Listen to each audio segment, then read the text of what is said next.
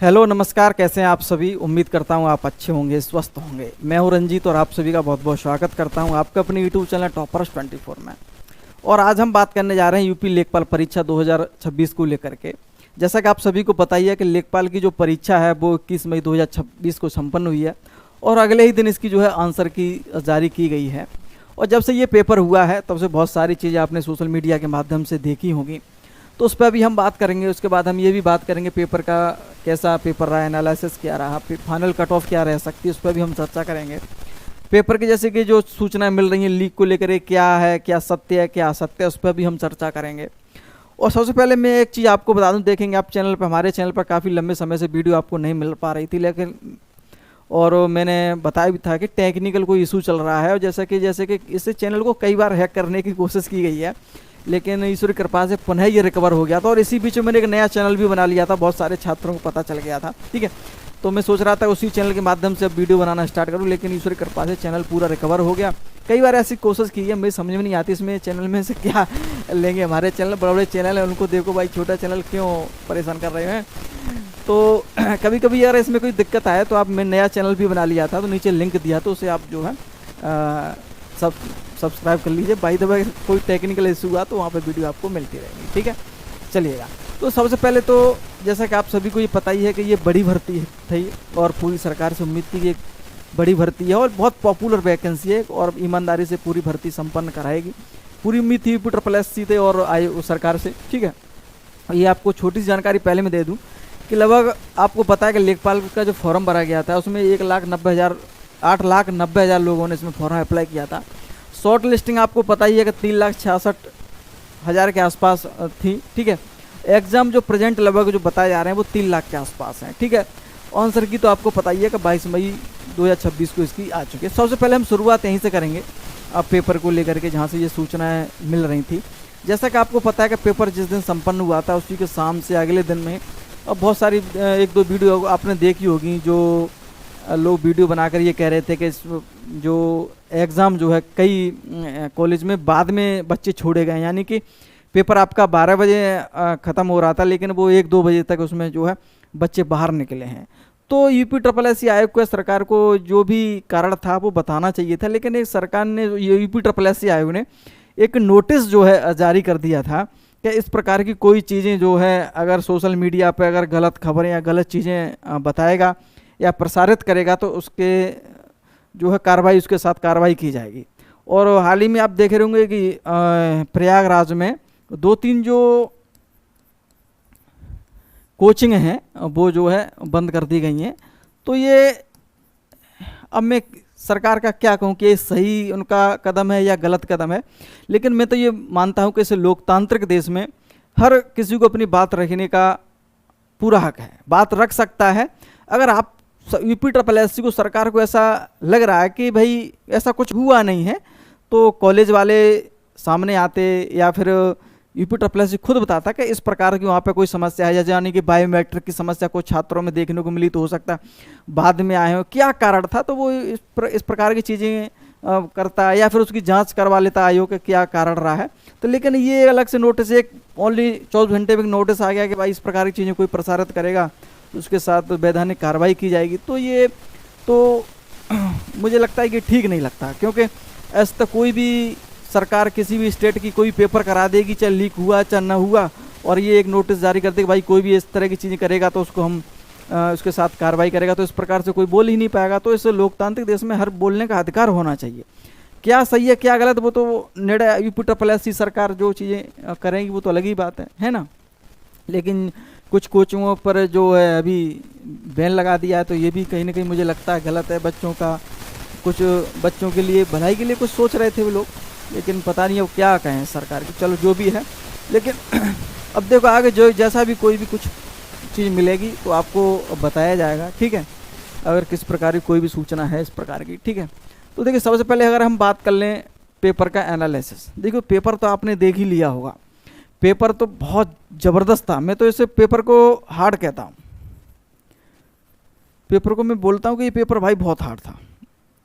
बहुत नहीं था लेकिन हार्ड तो ज़रूर था, ये तो निश्चित है, क्योंकि आपने कंप्यूटर देखा होगा आपने, और एनवायरमेंट आपने एनवायरमेंट और प्लस इकोलॉजी आपने देखा होगा, करंट अफेयर देखी होगी, मतलब जीके आपने देखा होगा। बहुत ही अच्छे लेवल के क्वेश्चन आपको देखने को मिले थे, ठीक है। तो यहाँ बहुत ज़बरदस्त जो वो लग रहा था, उम्मीद के इस प्रकार का पेपर देखने को मिलेगा, उससे कहीं ज़्यादा आपको ये पेपर हमें देखने को मिलेगा। पेपर बाकी में जो है हार्ड था, ठीक है। तो पेपर तो था ही, और ये नहीं कि भाई हिंदी सरल थी, हिंदी भी थी, लेकिन हिंदी में आराम से 8-9 क्वेश्चन किए जा सकते, कोई दिक्कत वाली बात इसमें थी नहीं, ठीक है। तो इस और अगर हम स्पेशली बात करें कंप्यूटर की, तो कंप्यूटर में कुछ क्वेश्चन तो ऐसे थे पता नहीं कहाँ से डाले गए। पढ़ने वालों ने पढ़े होंगे, लेकिन बहुत सारे छात्रों ने वो क्वेश्चन नहीं पढ़े होंगे। यूपीजी के कहीं तक कह सकते हैं कि वो ठीक था, और बाकी अगर हम बात करेंगे एनवायरनमेंट और इकोलॉजी, उसमें भी बहुत टफ क्वेश्चन देखने को मिले हैं, ठीक है। चलते हैं, और ये तो आपके जान ही लिया। उसके बाद हम बात करते हैं इसकी कट ऑफ को लेकर के, ठीक है। देखिएगा, तो सबसे पहले अगर हम बात करेंगे यूआर जो वैकेंसी हैं, पहले हम उस पर एक नज़र डाल लेते हैं कि 3205 हैं, ईडब्ल्यूएस 792 हैं, ओबीसी की 2158 और एससी की 1679 और एसटी की अभी 160 वैकेंसी आपकी इस प्रकार है। टोटल वैकेंसी आपको पता ही है, ठीक है।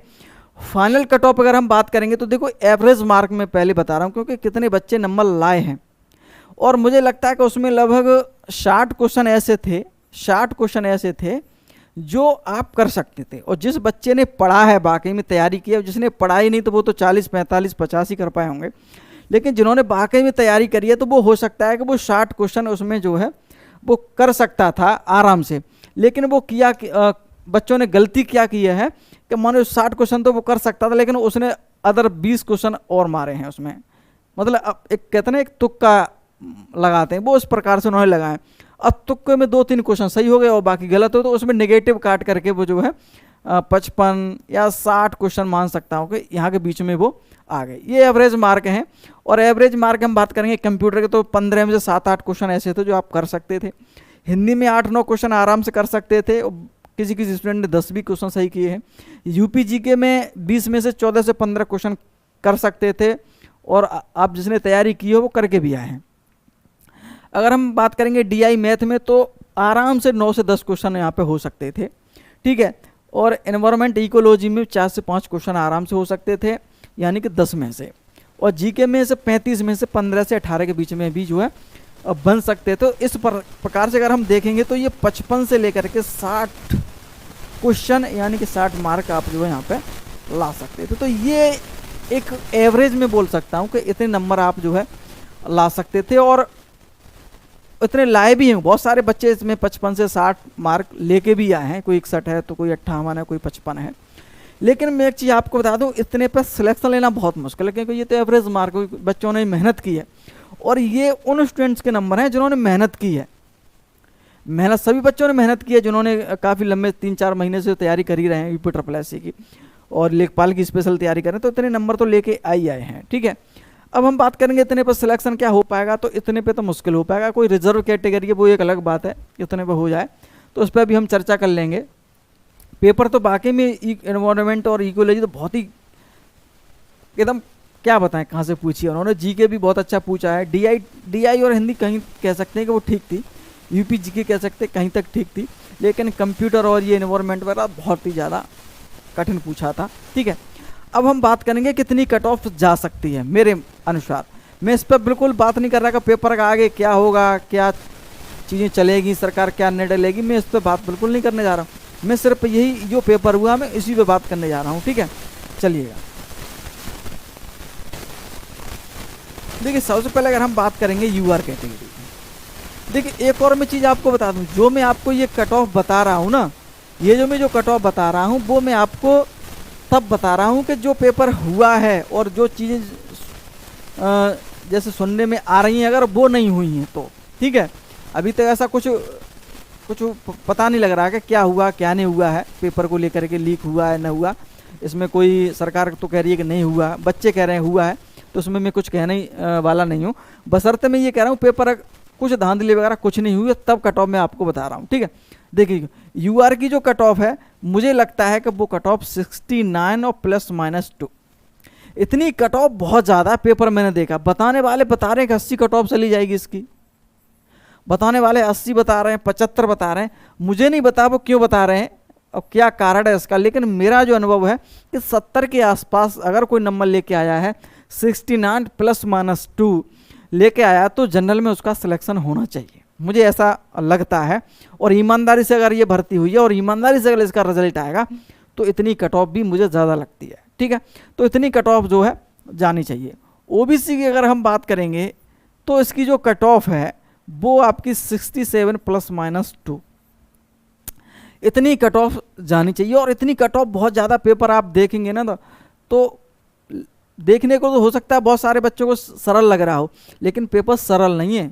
मैं आपको बताऊं, पेपर मैंने पूरा देखा, बहुत अच्छी तरीके से देखा है। पेपर इतनी नंबर लाना बहुत मुश्किल, क्यों, इसमें नेगेटिव मार्किंग भी है भाई, 1/4 की नेगेटिव मार्किंग भी है इसमें, है ना। अब पिछली भर्ती से तुलना मत करिए, पिछली भर्ती में जो कट ऑफ चली गई थी वो लगभग 82-83 के लगभग गई थी ओबीसी की, ठीक है, और लगभग 84-85 गई उसकी जनरल की। उस पेपर में इस पेपर में जमी आसमां के अंतर है। उसमें हिंदी 25 नंबर का था, उसमें हिंदी कितना था, 25 नंबर का था, मैथ कितना था, 25 नंबर का था। इनमें से ही बच्चे 48 नंबर लेके आए थे, 48 नंबर इन दोनों सब्जेक्ट में। लेकिन इसमें ऐसा कुछ नहीं, इसमें सब्जेक्ट बिल्कुल बदल गया था। पेपर भी आप देखें, पहले कंप्यूटर नहीं था, इसमें और सब्जेक्ट नहीं थे पहले वाले में, तो यहाँ सिर्फ और ठीक है हिंदी मैथ, तो इसी में से 100 क्वेश्चनों में से 50 में से यही 48 नंबर लेके आए थे पिछले पेपर की। अगर हम बात करें पिछले जो लेखपाल का पेपर हुआ था, ठीक है, तो यहाँ बहुत अंतर है। तो मेरे को तो यही कट ऑफ लग रही है, कितनी कट ऑफ जानी चाहिए अगर ईमानदारी से भर्ती है पूरी कंप्लीट होती है, ठीक है। अगर हम बात करेंगे फीमेल की, तो फीमेल की भी 65 ±2 कट ऑफ जो है इसकी जा सकती है। अगर हम बात करेंगे एससी की, तो एससी की भी कट ऑफ आप मान सकता हूं मैं 64 ±2, ठीक है, इतनी कट ऑफ बन सकती है। एसटी की कट ऑफ अगर हम बात करेंगे तो हो सकता है कि 55 से 60 कट ऑफ इसकी जो है चली जाए, उससे हो सकता है कम भी चले जाए, लेकिन इसके एसटी के सही आंकड़े नहीं लग पाते हैं क्योंकि बच्चे कम रहते हैं, ठीक है। तो मेरे अनुसार तो इतनी कट ऑफ बढ़ रही है। अब बताने वाले 80 बता रहे हैं, कोई 85 बता रहे हैं, कोई 75 बता रहे हैं। क्यों बता रहे हैं, किसका क्या कारण है, मेरी तो समझते बाहर है। अगर मैंने पूरा पेपर एनालिसिस किया है और जाना है कि पेपर अगर बाकी में अच्छी तरीके से हुआ है, कोई जो सूचना मिल रही है उस प्रकार की कोई गलत चीज़ें नहीं हुई हैं, तो इतने नंबर भी बहुत हैं। 69 ±2, ओबीसी 67 ±2, फीमेल 65 ±2, एससी 64 ±2 और एसटी इस प्रकार की चीज़ें हैं। एक्स सर्विसमैन की अगर हम बात करेंगे तो हो सकता है 50 के आसपास इसकी कट ऑफ देखने को मिले, क्योंकि एक्स सर्विसमैन के बच्चे बहुत कम रहते हैं तो कम जानकारी रहती है। तो लेकिन एक आइडिया दे रहा हूँ इसके कि 50 के आसपास भी देखने को, और हो सकता है कम भी हो जाए, लेकिन इतनी मैं मान के चलता हूँ। तो ये जो कट ऑफ है वो मेरे अनुसार है। हो सकता है इससे ज़्यादा भी चली जाए, हो सकता है इससे कम चली जाए, एक अलग बात है, लेकिन मेरे अनुसार लग रहा है कि इतनी कट ऑफ जो है बनती है यूपी लेखपाल के एग्ज़ाम में, क्योंकि पेपर काफ़ी हार्ड था। अब बताने वाले तो 75 बता रहे हैं, कोई 80 बता रहे हैं, वो पता नहीं क्यों बता रहे हैं, क्या कारण है, पर मुझे तो पेपर देख के लगता है कि इतनी कट ऑफ जो है जानी चाहिए। अब क्या होता है वो अलग बात है, जो सूचना मिल रही हैं वो क्या सही है क्या गलत है ये तो कह नहीं सकते फिलहाल, तो अभी तो यही चीज़ें हैं, ठीक है। लेकिन जो सरकार ने निर्णय लिया है, जो कोचिंग वगैरह बंद करके, ये मुझे लगता है ठीक नहीं किया। टीचर्स मेहनत करते हैं, पढ़ाते हैं, लिखाते हैं बच्चों को, बच्चे के साथ मेहनत करते हैं, और इस तरह से कोचिंग वगैरह, अभी एक सर का वीडियो मैंने देखा था, बहुत उदास हो रहे थे, तो मुझे भी काफ़ी एक व्यक्तिगत रूप से देखता हूँ तो बहुत बुरा लगता है कि इन चीज़ें, जो चीज़ें नहीं होनी चाहिए थी वो हो रही हैं, ठीक नहीं है ये, ठीक है। तो ये मैंने आपको कट ऑफ बता दी है। अगर कोई सूचना लेखपाल संबंध कुछ जो भी मिलेगी वो आपको वीडियो में बताया जाएगा। मैं लोअर पीसीए से संबंध भी वीडियो बना दिया पैट कट ऑफ को लेकर के, ठीक है। और नेक्स्ट वीडियो जूनियर असिस्टेंट से संबंधित, बहुत सारे छात्र कह रहे हैं सर 3284 के ऊपर एक कट ऑफ बताइएगा, ठीक है, तो उस पर भी हम बनाएंगे। 5512 को लेकर के डीबी वाला, उस पर भी एक वीडियो को जो है आपके लिए लेके आएंगे, ठीक है। उम्मीद करता हूँ वीडियो आपको पसंद आई होगी। बहुत बहुत धन्यवाद।